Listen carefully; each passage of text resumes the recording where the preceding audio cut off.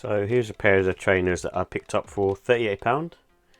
It's basically the Air Trainer 1, and it's in a simple black and white colorway, and this was off of asus.com. And when I saw the pictures for this and the price, it was on discount. It was just like one of those things, like I'm a big fan of this silhouette anyway, and when you put them on feet they look really nice. And the other thing was the leather quality. So when I saw the pictures of them and I saw the leather quality on this, I thought it would be nice compared to the GR versions that I bought before. They had really sort of synthetic leather, and as soon as you wore them, similar to sort of Nike, a standard Nike Dunk, you wear them and they just look really sort of crumpled up really quickly. And the funny thing is, usually with me, it's the sole that wears out quicker rather than the upper.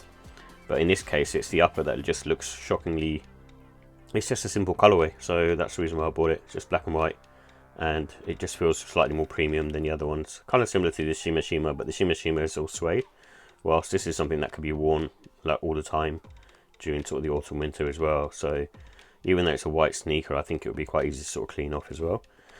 And I wouldn't say it's like amazing quality. It's not up there with sort of the Union 1 Jordans, for example, but it's still. I suppose more on sort of mid-tier quality, so it's nice sort of pebbled leather as well. That's throughout the sneaker. So I found the softness more around this area here. Like you can probably see the wrinkles there, but overall it's still, all of it is kind of nice quality. So the trainer is really cool, and glad I got it for 38 quid, which isn't too bad at all.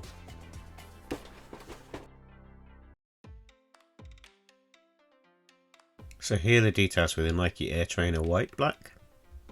It comes in a white and black colorway, and it has a polyurethane sole with an airbag in the heel, and it's made of all leather construction, and the price is £120.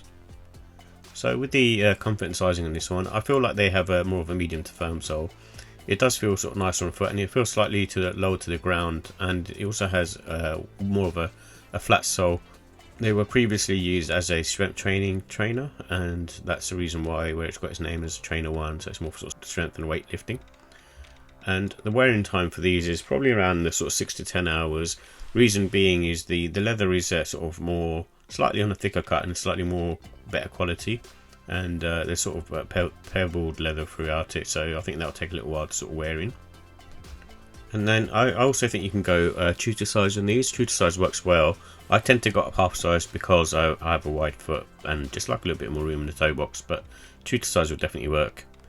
And these have good grip. I wouldn't say there's excellent grip because it's sort of quite flat. The sole outsole is. You won't have too much sort of instability anyway, so that kind of helps with the traction.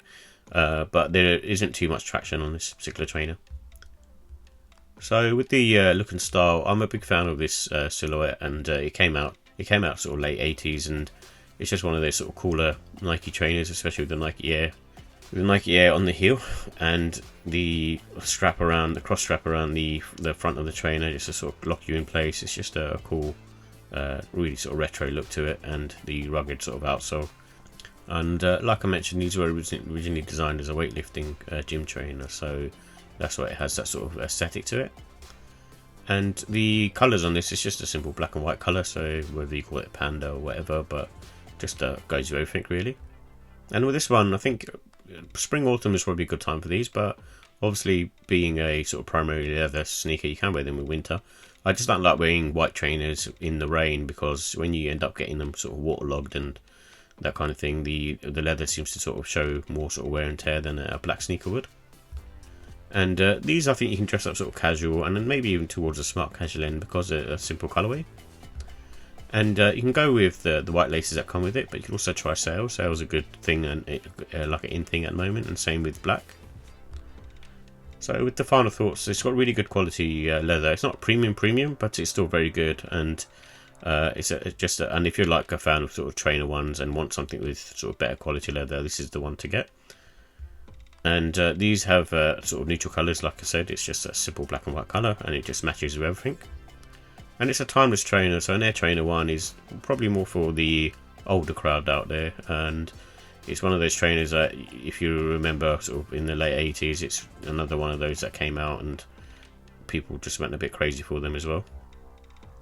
In terms of the cons, the cost, it's like I said, it's an old trainer, and that sort of 120, 125 pound mark, it's a bit high, and that's probably why they sat for the most part. So with the ratings, a good deal looking style on this one, a 4 out of 5. It's not like a 5 out of 5, but I kind of like the other sort of classic colour blockings, the Volt green with the black and the grey, and the navy blue and the grey and the white. But with this one, the leather quality is better, so I wish they had the nicer quality leather on the other pairs. And the comfort is really nice. It's quite sort of neutral, and it's not too sort of hard on your foot. I think it's more sort of on the medium to firm side, but it doesn't sort of feel too difficult to wear, and I think you can sort of wear them all day and be fine. I usually find them very comfortable. And the quality, I give it a 4 out of 5. It's just, like I said, it's not like premium leather, but it's much better than what you normally get on a trainer one, which is normally sort of synthetic material, which creases up really quickly and just looks really off. So you have to wear them with caution. You can be a bit more sort of careless with it and wear it whenever. And the pricing is just too high. It's sort of 120, 125 pound mark, and it just plays against it really, because it's a now sort of 30-year-old trainer and priced too much in my opinion. But overall, I give it a 4 out of 5. It's one of those trainers that is a nice trainer, and the neutral colours like lends itself well. And if you're sort of a classic sort of retro type of person and like your sort of retro silhouettes, then this is a nicer one to get than the other pairs, because it doesn't use synthetic leather.